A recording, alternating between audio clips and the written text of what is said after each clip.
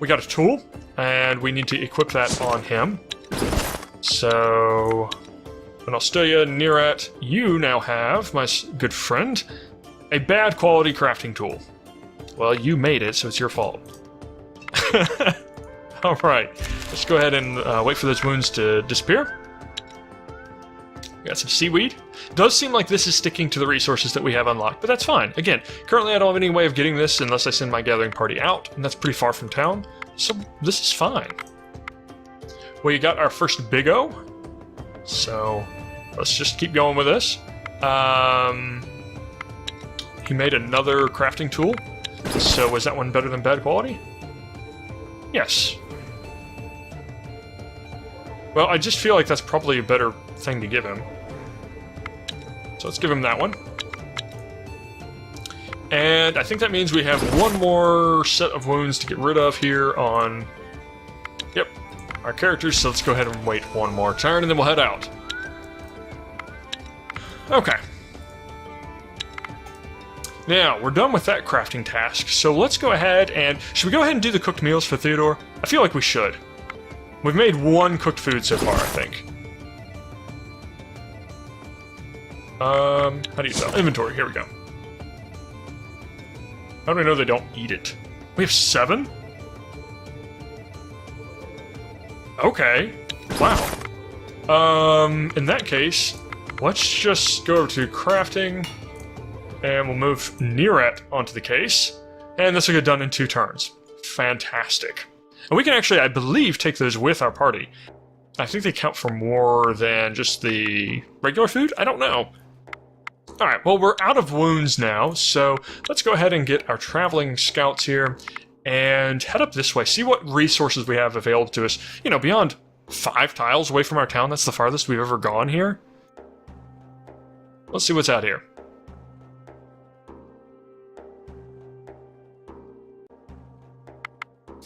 Yes, wonderful. You made your first batch of prepared food. No longer are you a mere scavenger. Now you can cook. Crafted foods are more efficient than the raw stuff, so you may want to take them when you're out exploring, as they are lighter to carry. So now I have a harder task for you. Build me a building in your village. Any building will do. Good luck. Okay, I feel like I took a lot longer to do that than the game thought you should. This gives us the reason for making them. They take up a lot less weight, so you get a lot more food out of them. So that's why you want to go ahead and make the cooked foods as opposed to just the raw foods that we've been eating. Not to mention, you know, raw meat and stuff isn't all that good. And now they want us to build a building. Now we actually have like 5 buildings in town, but right, 1 building. I think we can do that. Okay, so with that said, yeah, weird. Looks like you get multiple when you cook this. It says 1 Big O, but we just got 2, right? We now have 10 Big O's? We have 23 Big O's. Okay, I don't understand the math here. I don't know that it says. Does it say if we try to make this?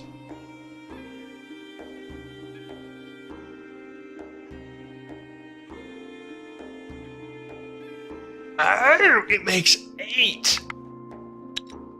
Okay, so this is really worthwhile to do. However, that said, I think we want to go ahead and start up a clothing task.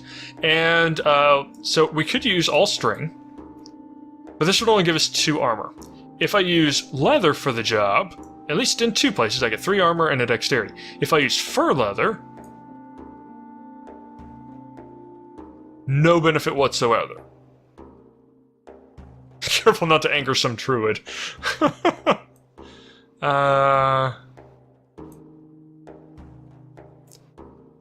So this seems like... Wait, is it... No, I feel like I need to do it like this. This gives me all the benefit, but for some reason is easier to make. Unfortunately, we do still have a drop in our crafting level. Should we make the smithy? That would make Theodore happy. It would do his next quest. Proper place for crafting items and equipment. Increases the crafting skill and unlocks the chance to craft good quality items. Children growing up to be craftsmen receive 5 more skill points. Why not? I feel like good quality items is probably a good thing. On the other hand, a watchtower would be really, really good. We're currently halfway to our next research point. We've gotten a lot of experience today just because of those random events that pop up. So why don't I go ahead and do the watchtower first? Can we build it? Wood. Yes, we can build it. We probably can see farther if we use better ingredients, but let's go ahead and start with this. This might increase our gathering range. I hope. What did we unlock? A palisade. When built around your settlement, a palisade will increase defenders' defense rating in case of an attack. Good. Barracks. Increases damage skill. Children growing up to be warriors will receive 10 more skill points. These buildings are all good, but you can't build them all because you can only have 10 buildings in your town at one time. Now, right now we have a lot of farms, but we may get rid of some of those if we start having people being able to go out and gather a lot more consistently. Okay, so let's try to build that in Australia here. Production, and we'll go over to construction. We'll start a new watchtower. And why is that red? I don't know. Okay. Vision 1. What happens if I use bones? Nothing. What happens if I use the last two of that? Nothing. Okay. What happens if I use all wood? Nothing. Okay, so why don't we just use all wood? Why not? Okay, Nira, you have been promoted to Master Crafter, and that's just the way it's going to be. Okay, so 5 turns and we'll get our watchtower. Fantastic. And that is, in fact, going to be our 7th building. Oh, wow. Okay. But if that does increase our gathering range and we can get access to that leather, that will be really, really good. We got fish. Yeah. Okay. We're starting to get to early morning hours, but we still haven't increased our vision range. We can only see one space around our main party. So let's go ahead and wait at least until we're in early morning hours, or kind of that mid-morning, before we go out anymore. Nothing really here, although it does have that fur leather if we go ahead and unlock that. Looks like there's something hostile here. Let's see what it is. 5 hulking rats. Okay, I'm not too worried about that. Go ahead and end your turn.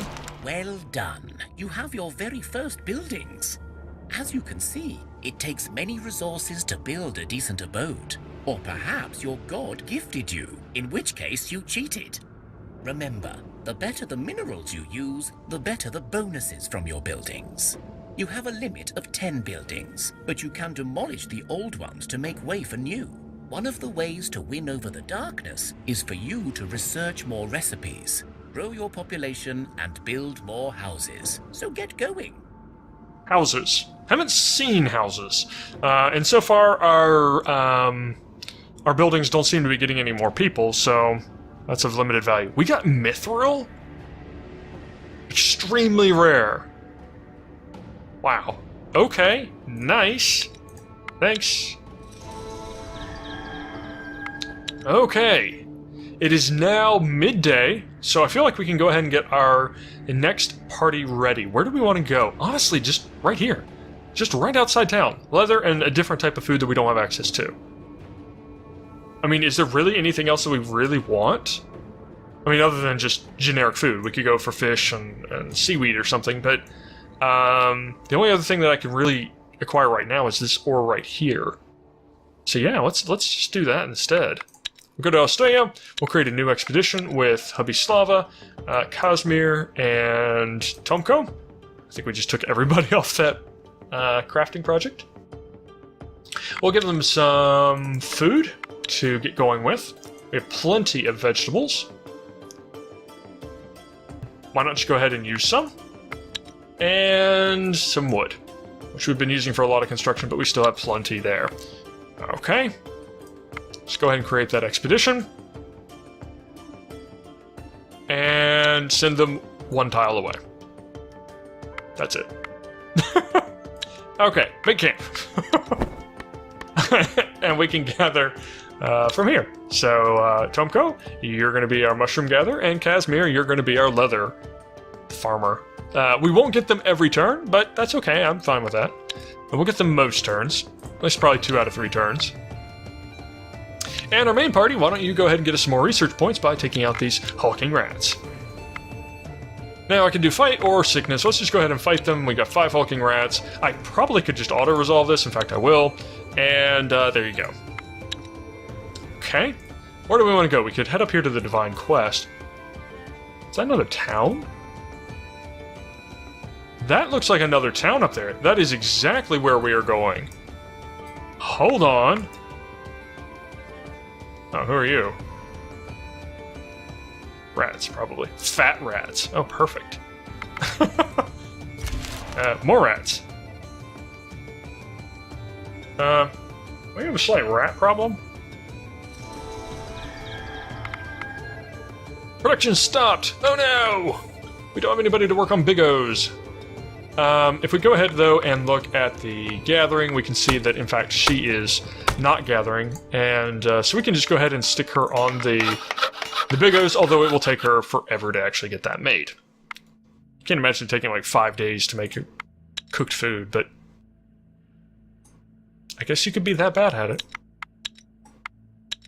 Okay, let's go ahead and take out some rats. Don't expect this to be any problem. Now, it is worth noting the game considers this 2 skulls, so apparently fat rats are significantly harder than hulking rats. And why can't I move? Okay, there we go. Let's go ahead and take on these fat rats. Let's go ahead and do a straight-up fight, because that's what our party seems to be best at. Don't know what they do, haven't seen them yet.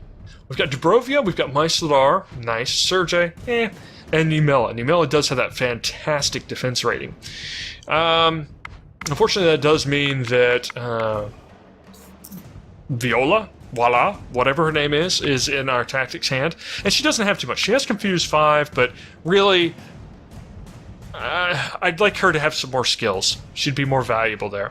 It would be really nice to have her over here in exchange for maybe Sergei, but this is an okay mix. We're going to wind up with people in our tactics hand, and Bartosz is one of those people that we definitely want in our tactics hand. He only has 3 damage. We want him there. So let's go ahead and roll with this. It's our turn to go first. As always, Dubrovia is first out the gate, just because blunt damage is just that good. Fat rat. Okay. And 2 fat rats right out of the gate. One of which is confused. Okay, that is both of the fat rats. Everybody else is a hulking rat. Now, they do a lot of damage. Lot of damage. I don't know if they have any abilities to manipulate the characters. However, I can confuse them. I think that's exactly what I'm going to do. I'm going to make them both confused. That way, if they do manipulate them, even so, they're still not going to get that first move. Now, that means she's going to do damage to both of them, but she's not going to kill them both. We do need more damage on the field to be able to deal with them. They get a hulking rat out. And I think my response to that, since I have 2 cards available, is I will bring out Mysladar. And then I will immediately put a character next to him. And the reason for that is that will force him to do damage to this fat rat. And between these 2 characters, they have, 45 hit points. And I have, in both rounds of damage, I will do 36. So I can actually kill these characters. I think I'll actually kill these characters safely, unless they manipulate them in some way. Which it is unfortunate that now that I've killed that character, any tactics that this card could do to these fat rats would bring them ahead of Dubrovia. But that's okay. We'll have to deal with it if that comes about. So let's hope for the best. And I think we got it. He can only do 1 damage. Not a problem. I have seen some of those hulking rats do a lot, though. So let's go ahead and bring out Sergei. I do have a shield that I can place on him if I need it. So let's bring him out early and preserve that. Okay, so the way I see this going is Nimela, I think, has to attack this hulking rat, killing it. Meaning Sergei would have to attack this hulking rat, therefore killing it. This one's confused, so I think he's safe. I don't think I have to be worried about that damage to him. Instead, I can go ahead and just kill off that rat. And I think we're safe here. But just in case, let's go ahead and shield him just to prevent any damage from him, or to him. I think we've done this safely. I think we've optimized it. Let's go ahead and see. Good, just like I thought it would happen.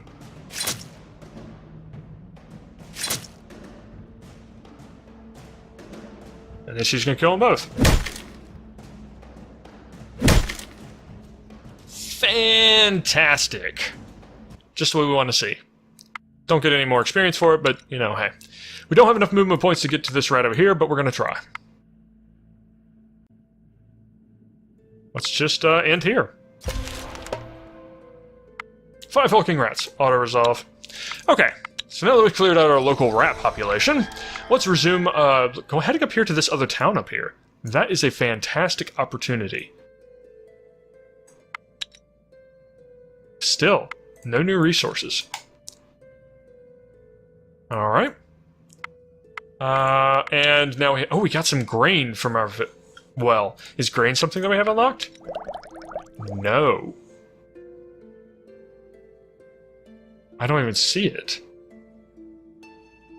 Wow! We may have just gotten something that, we don't have unlocked.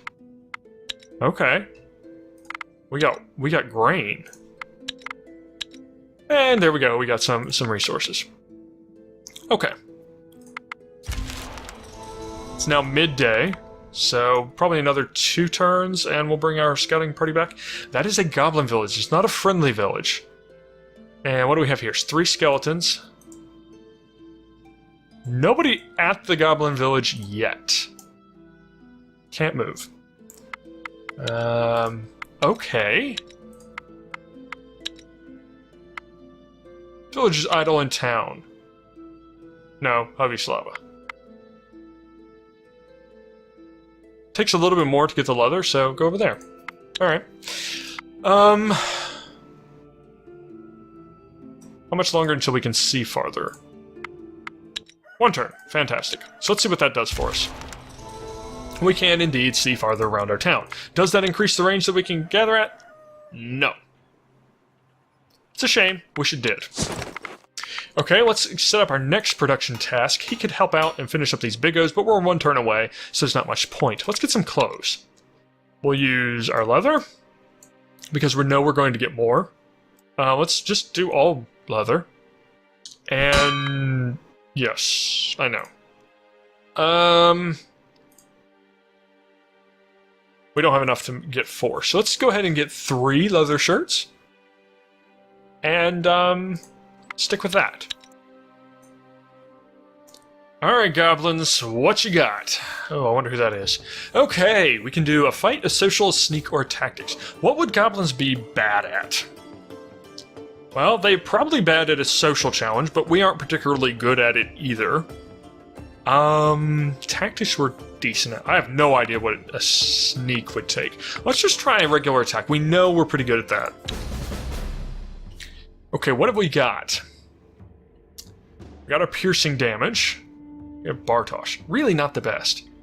We don't have Sergei, but we do have a very strong first action. That's useful.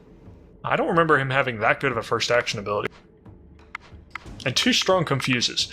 Our tactics hand is good. Not wild about having Bartosz there. You know, let's go ahead and keep it. It's our turn to go first. We're going to put Dubrovia out first. Let her get that blunt damage in. Although I have a feeling these goblins are single, much stronger characters. Whoa! Yes. Okay. I can't confuse him. He's level 10. My gosh.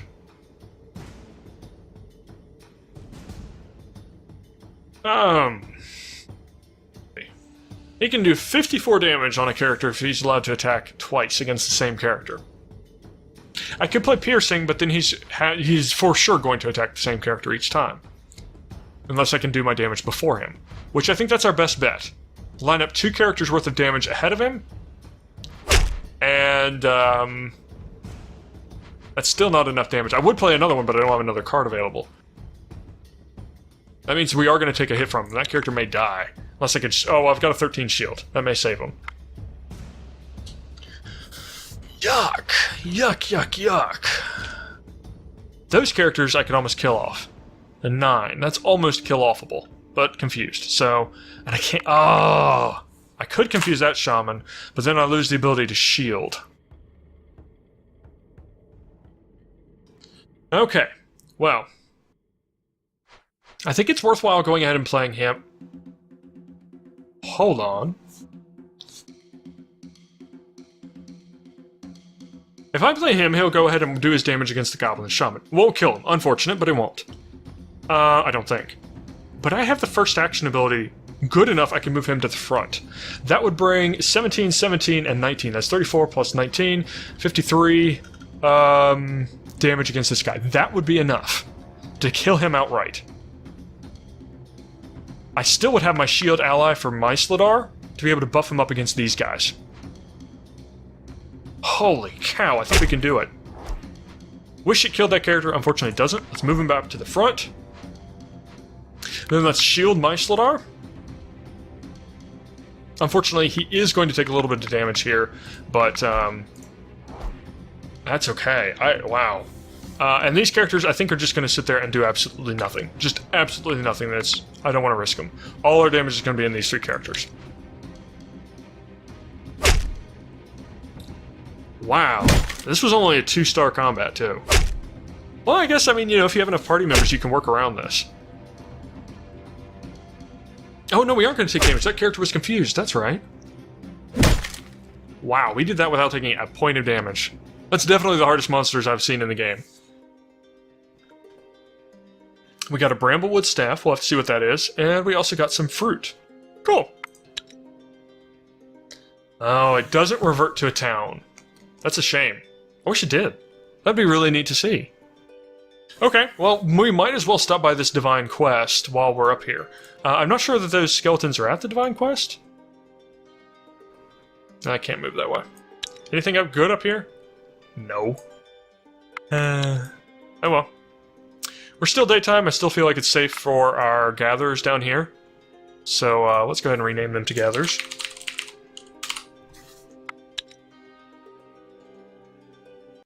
Okay. Wow. Okay. We got a lot of stuff going on. Got food. Again, it looks like our meat count is going up, which is good. We can use that for some big O's. They've managed to gather a decent amount of food and leather here. They'll have to come back probably after the next gathering session, maybe? We now have a leather shirt. Let's go ahead and see if we can't equip that. All of these people can take one. So why don't we just go ahead and put it on the guy who just made it? Oh, we can't. It weighs too much. Well, she definitely can. That gives her some more armor and dexterity, so that's good. She can carry a whole lot too, so we're not worried about that. We can go ahead and give her... Let's go ahead and just give her the bad quality crafting items. Yeah, why not? I mean, she's currently doing crafting anyway. I guess that's a good point. Let's just give her the good one then.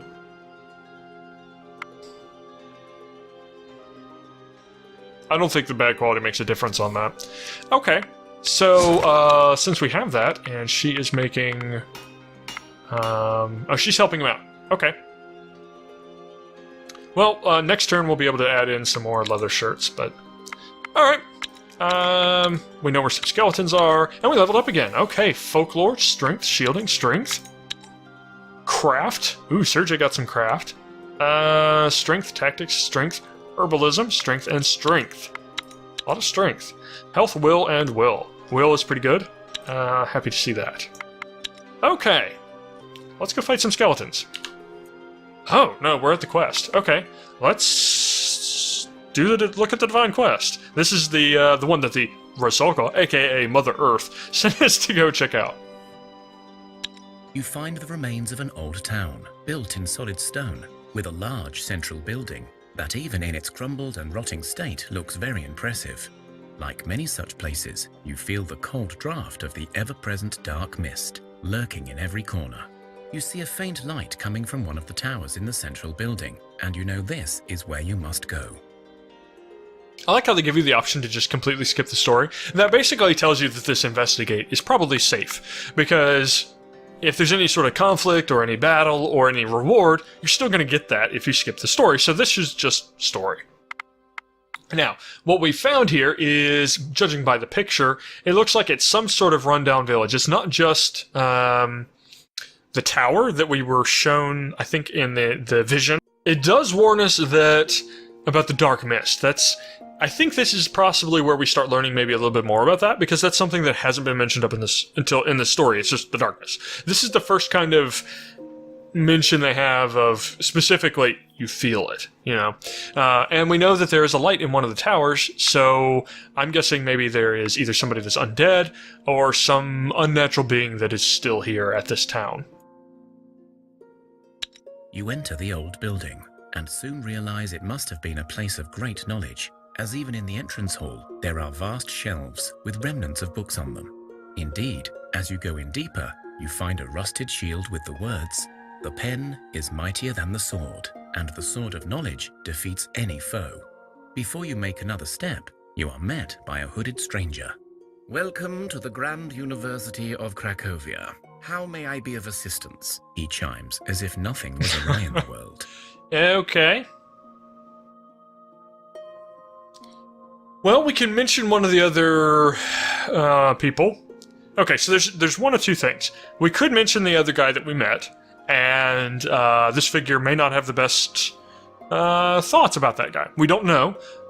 We don't know if he has any memory. He may just be an enchanted guardian. But the fact that he has a light in the tower, well, it may not be from him, but may mean that he does have no memory.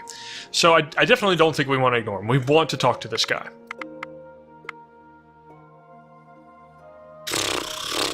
I don't know. Let's treat him as if his memory may be faulty, that he is a spell that is lingering. Let's treat him like that. "Why, I am the porter, of course, here to meet and greet you and direct you to the faculty you seek.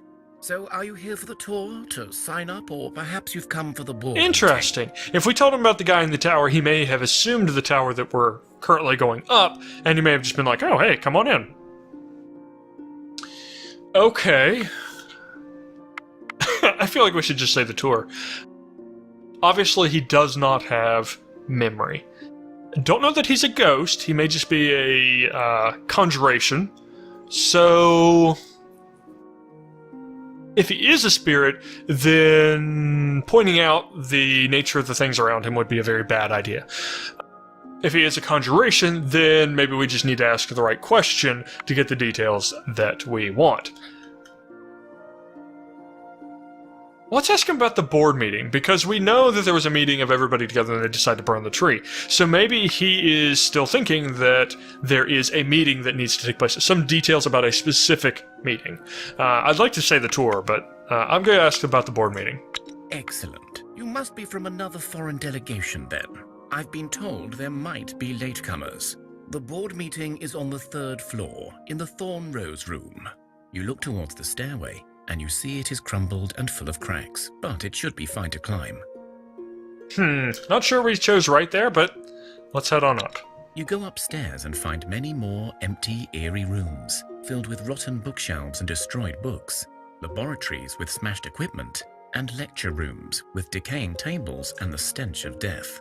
But as you enter one such lecture room, you see that at the center, by a large round table, sit 6 people, dressed in academic gowns.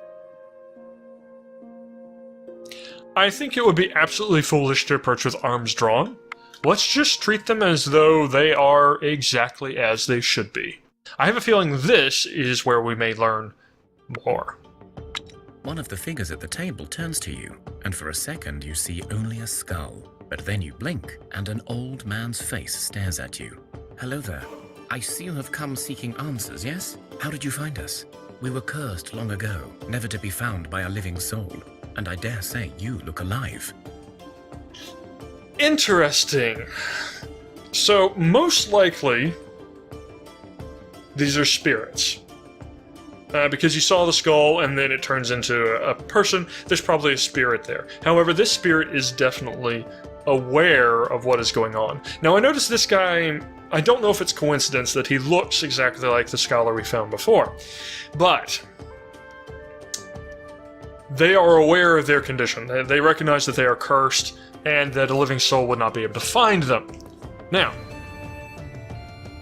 I don't know exactly what the implications of that. Well, it was a dream, I guess. Let's just tell them.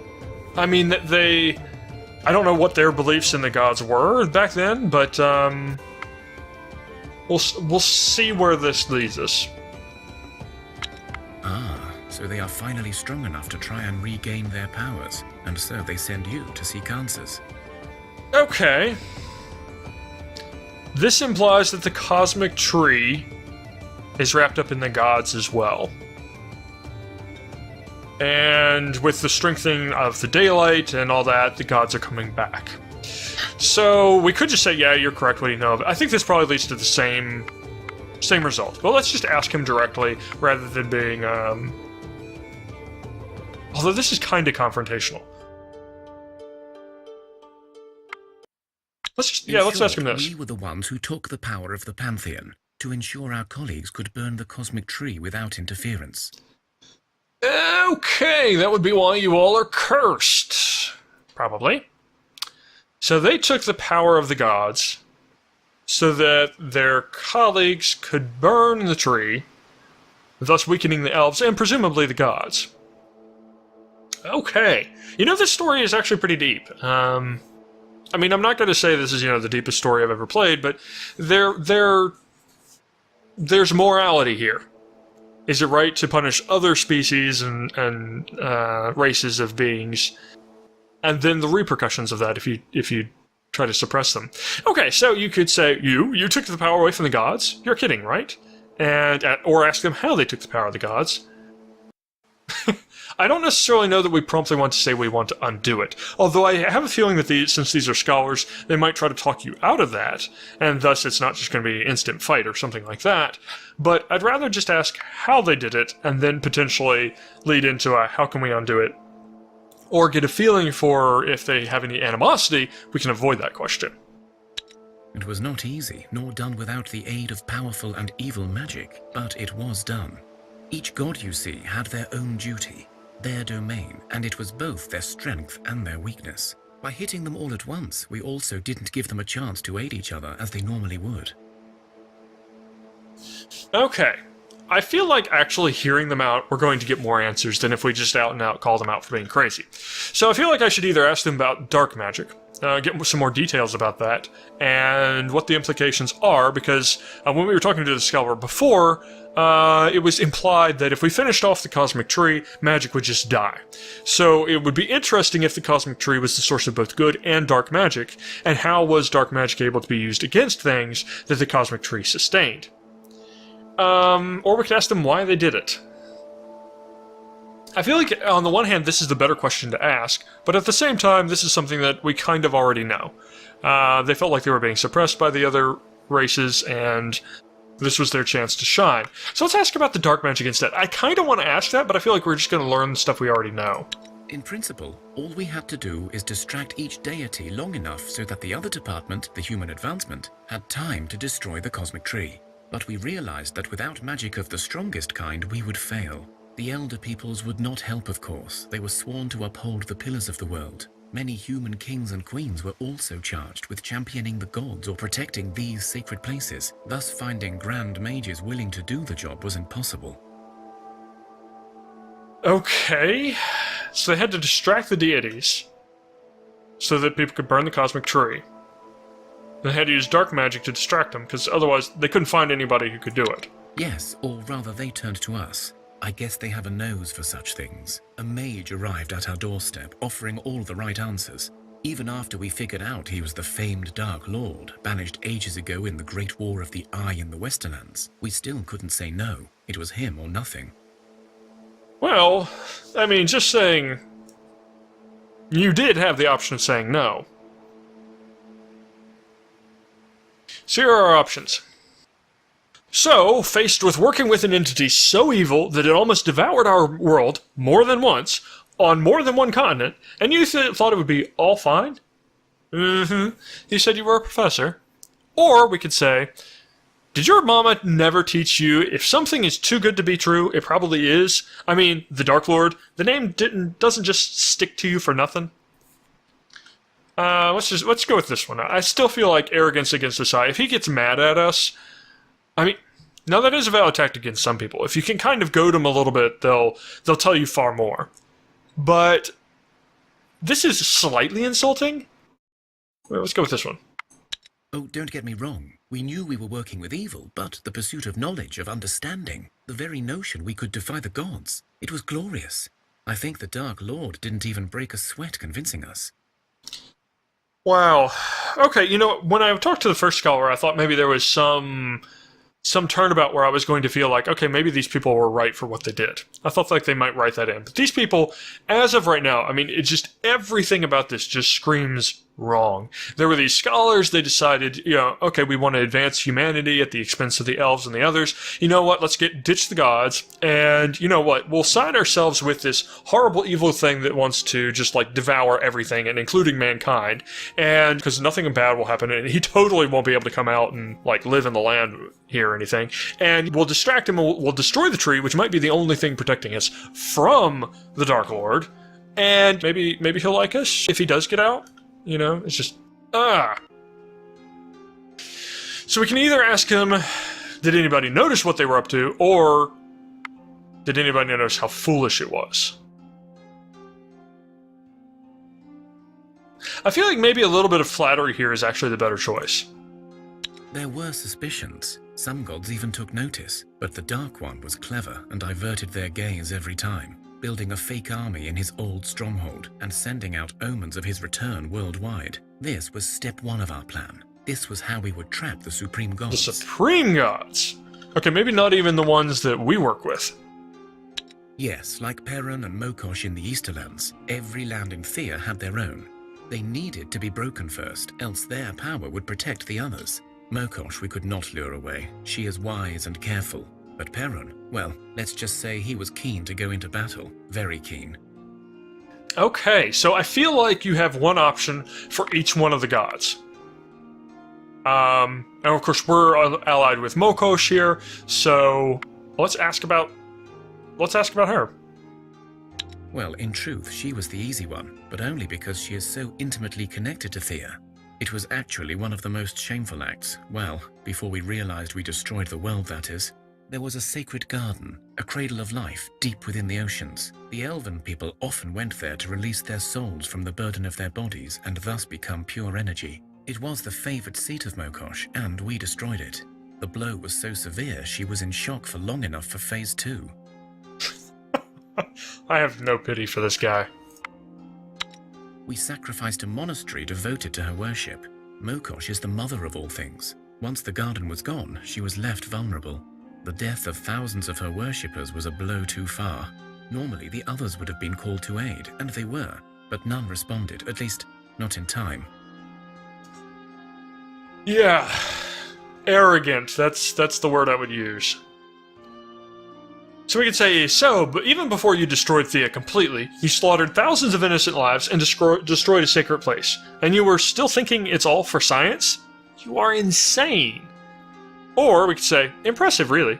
Gruesome, evil, and arrogant, but very impressive. It was very impressive. I mean, it was an impressive master plan that was completely misguided.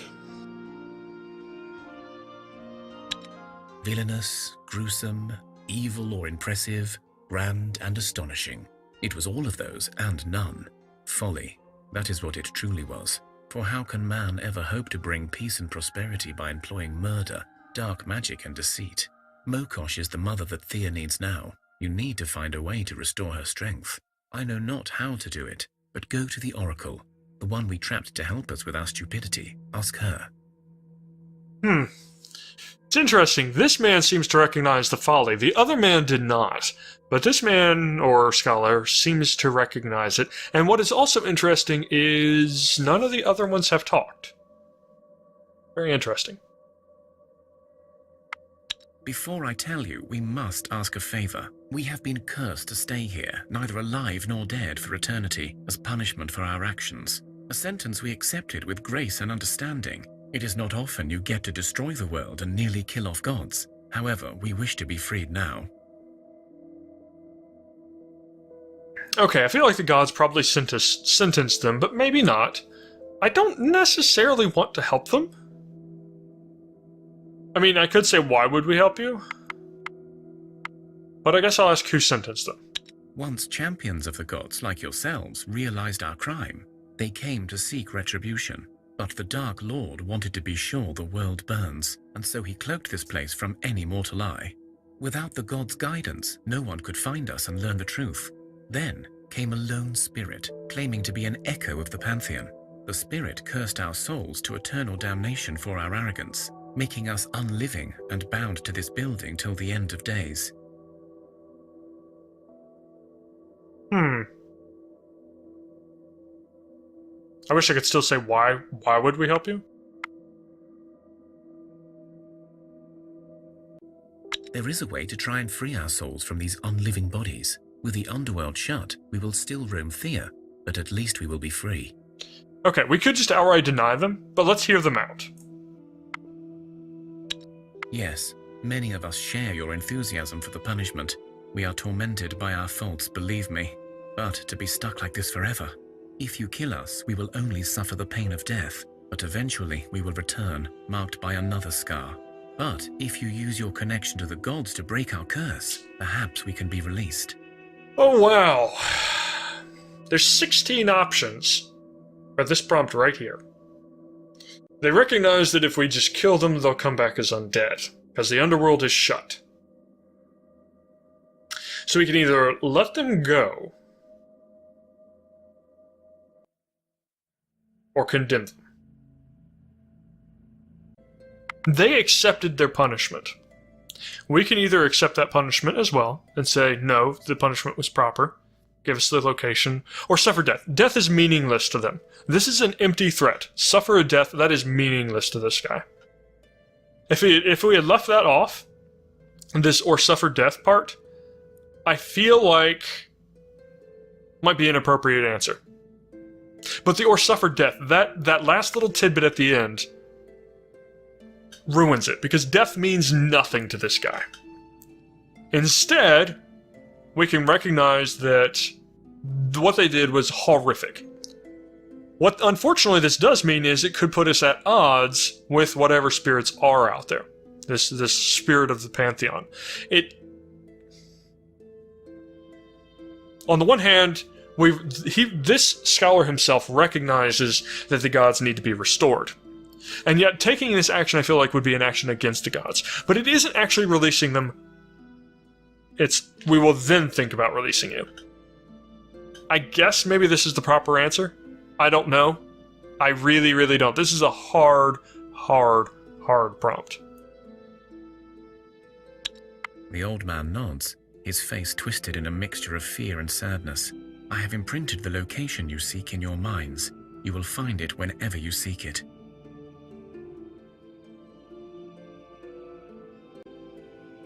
Man! I don't know. We can either fight them. I feel like that is just absolutely foolish. Mokosh may be the unforgiving mother to some, but we cannot let you go unpunished. You shall suffer the death, for you made our goddess suffer. Attack. Again, pointless. These guys are just going to come back as undead. 2. The Supreme Mother knows forgiveness, even in the face of such gruesome crimes as yours. We will keep our word and try to release your souls, so that you may pay your price as you should in the afterlife. It's an intellect challenge. Or, note it does not state what challenge it is. Our Mother of Life does not abide death easily, but neither do we agree with setting you free. You shall remain here and pay your price, until such time as the gods deem it sufficient. What do you think? What should we choose? I'm going to think about this a while. I'll see you next time. Dire Penguin out.